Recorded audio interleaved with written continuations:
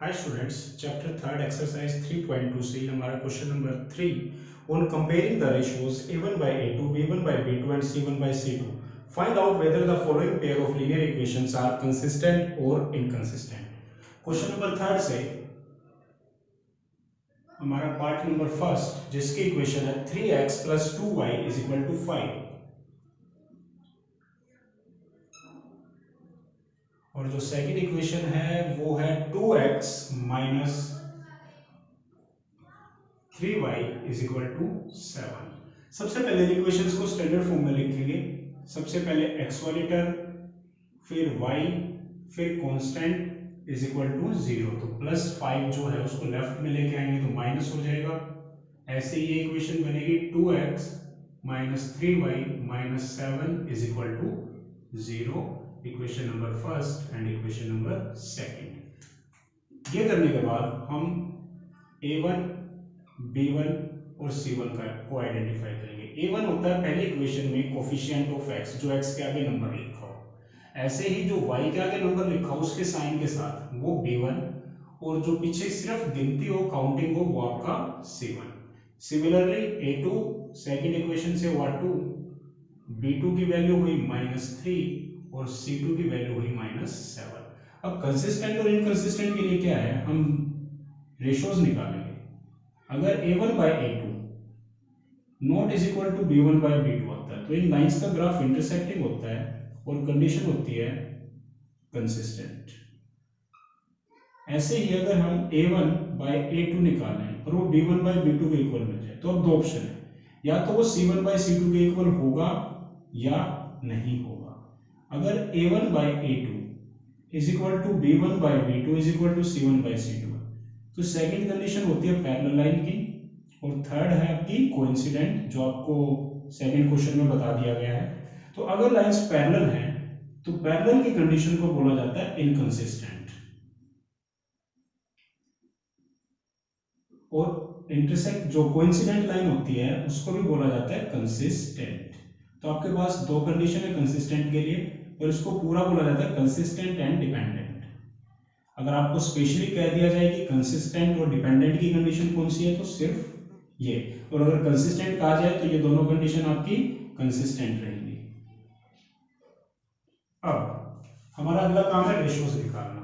Ratio निकालने के लिए a1 by a2 is equal to 3/2, b1 by b2, हम फिर सेकंड स्टेप में b1 by b2 को कैलकुलेट करेंगे, 2/-3, यही इक्वल नहीं है तो थर्ड रेशियो हम चाहें तो निकाल सकते हैं या ना भी निकालें तो उससे कोई फर्क नहीं पड़ेगा, क्योंकि हमें पहले दोनों रेशियो से ही पता लग जाता है। अब यहां से हमें पता चला a1 by a2 not is equal to b1 by b2, तो गिवन पेयर ऑफ लाइंस, यहां से हम माइनस को कट भी कर सकते हैं, 5/7। तो कंडीशन आपकी रही ये given pair of lines are consistent, कि जो ये लाइंस आपको दी गई है इनको अगर हम रिप्रेजेंट करेंगे तो इंटरसेक्टिंग होगी और कंसिस्टेंट कंडीशन को रिप्रेजेंट करेगी। इसी वजह से आपका थर्ड क्वेश्चन का सेकंड पार्ट जिसकी इक्वेशंस हैं 2x minus 3y is equal to 8, और सेकंड इक्वेशन है 4x minus 6y is equal to 9। अब अगर इसको स्टैंडर्ड फॉर्म में लिखें तो सबसे पहले क्या आएगा, 2x minus 3y minus 8 is equal to 0। ये आपकी बनी equation number first. Second equation में ये रहा आपका 4x minus 6y, और जो 9 इधर लेके आएंगे -9 इज इक्वल टू 0। ये आपकी इक्वेशन नंबर सेकंड। इक्वेशंस लिखने के बाद अगला काम होगा a1, b1 और c1 इनको आइडेंटिफाई करना।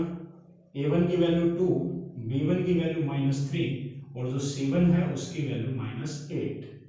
ऐसे ही a2 वैल्यू है उसकी 4, b2 is equal to -6 and c2 is equal to -9। Ratios निकालिए। अब जो आपका नेक्स्ट स्टेप रहेगा a1/a2।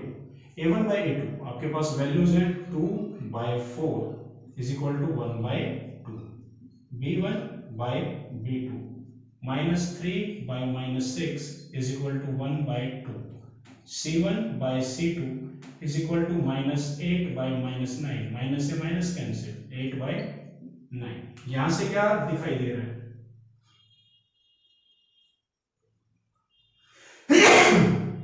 कि a1/a2 is equal to b1/b2 but not is equal to c1/c2, क्योंकि दोनों 1/2 है और ये 8/9 है। ये आपकी कंडीशन है सेकंड इनकंसिस्टेंट। तो इसमें लिखेंगे given pair of lines are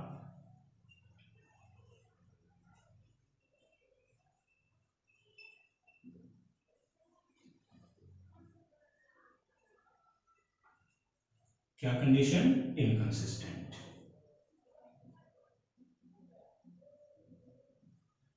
ये हमारा part second, question number third से पार्ट सेकंड। ऐसे ही इसके पार्ट नंबर थर्ड है,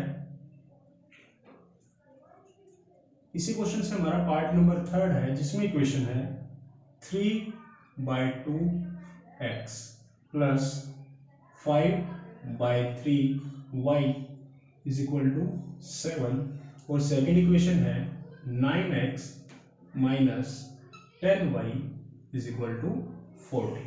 तो सबसे पहले मेरी एडवाइस है, अगर कोई भी इक्वेशन आपकी फ्रैक्शन में दी गई तो उसका सबसे पहले एलसीएम लीजिए और उसको सिंपल बनाइए। 2 और 3 का एलसीएम 6, 2 3 जा 6, 3 3 जा 9x, 3 2 जा 6, 5 2 जा 10y is equal to 7, then 9x plus 10y is equal to, divide का जो 6 है राइट में गया multiply 42, 9x plus 10y minus 42 is equal to 0। ये आपकी condition number first. Second condition को स्टैंडर्ड फॉर्म में लिखेंगे 9x minus 10y minus 14 is equal to 0। ये इक्वेशन नंबर सेकेंड। यहां से अब the value of a1 is 9, value of b1 is 10 and the value of c1 is equal to -42। Value of a2 is 9, value of b2 is -10 and the value of c2 is -14। Third step में इन ratios को divide किया जाएगा, a1/a2 को divide किया जाएगा, 9/9 is equal to 1, b1/b2 10/-10 is equal to -1। अगर पहले ही दोनों रेशियो इक्वल नहीं आती तो थर्ड आप निकालिए या ना निकालिए, कोई फर्क नहीं पड़ता, कोई जरूरी नहीं निकालना, is equal to -3।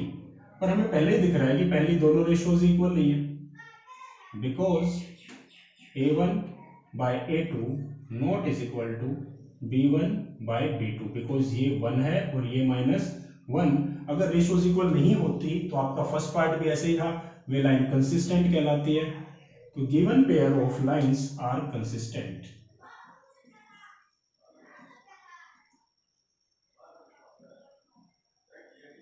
of lines are consistent। इसी क्वेश्चन का पार्ट नंबर फोर्थ, जो इसका लास्ट पार्ट है, उसमें दो इक्वेशंस दी गई है हमें, सॉरी एक पार्ट और है, 5x minus 3y is equal to 11, और सेकेंड इक्वेशन है -10x plus 6y is equal to -22। तो सबसे पहले इन इक्वेशंस को स्टैंडर्ड फॉर्म में लिखेंगे, 5x minus 3y minus 11 is equal to 0, -10x minus 6y minus 22 इधर आया तो +22 इज इक्वल टू 0। अब value of a1 is equal to 5, value of b1 is equal to -3 and the value of c1 is -11। Value of a2 -10, value of b2 -6 and the value of c2 is 22। The next step is in equation को divide किया जाए, sorry यहाँ पर ये +6 है तो value of b2 आपकी +6, a1/a2 5/-10 is equal to 1/2 minus में b1 by b2 minus 3 by 6 is equal to minus 1 by 2. ऐसे ही c1 by c2 minus 11 by 22 is equal to minus 1 by 2. यहाँ से हमें क्या पता चला? यहाँ से पता चला कि a1 by a2 is equal to b1 by b2 is equal to c1 by c2. अगर हम इन लाइंस का ग्राफ ड्रॉ करेंगे तो इनका ग्राफ बिल्कुल एक दूसरे के ऊपर से जाएगा, दोनों लाइंस एक ही लाइन को रिप्रेजेंट करेंगी. इस कंडीशन को भी कंसिस्टेंट बोला जाता है. So given pair of lines are consistent. ऐसे इसी क्वेश्चन में पार्ट नंबर 5th है 4 by 3x plus 2y is equal to 8, 2x plus 3y is equal to 12. Part number 5th को आप अपना खुद सॉल्व करके देखें, उसकी प्रैक्टिस करें. अगर कोई प्रॉब्लम आए तो आप कमेंट में नीचे बता सकते हैं, उसका सॉल्यूशन आपको नेक्स्ट वीडियो के साथ मिल जाएगा. Thank you.